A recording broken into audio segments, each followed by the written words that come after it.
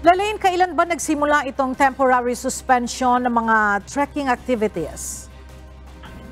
Ela, epektibo na simula kahapon ang 10 araw na temporary suspension ng lahat ng mga trekking activities sa Mount Apo Natural Park na ipinatupad ng Mount Apo Natural Park Protected Area Management Office 11 at 12. Tatagal ito sa loob ng 10 araw o hanggang March 30, 2024.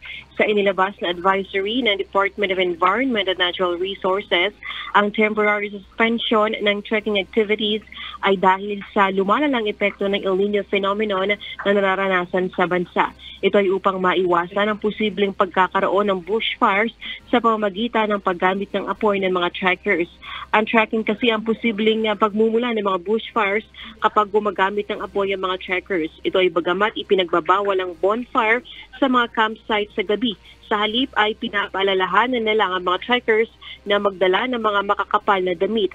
Kailangan kasi maprotektahan ang lahat ng uri ng kahoy na nasa protected area at wild animals o tinatawag na endemic trees at endangered species tulad ng baboy ramo at Philippine eagle. Sa kabila nito, nakahanda naman ang mga local disaster risk offices sa paligid ng Mount Apo sa pagresponse kapag may sunog. May mga volunteer din ng DNR sa Mount Apo o ang tinatawag na bantay kalasangan o forest guards para magbantay ng lahat ng mga illegal activities sa loob ng Mount Apo.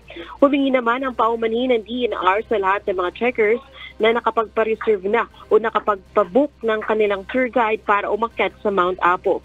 May pag-unayan lang umano sila sa kanilang mga local organizers para i-reschedule ang kanilang pag-akyat.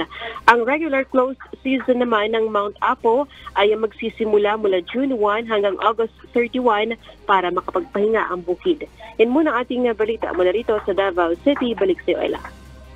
Maraming salamat, Lalaine Moreno.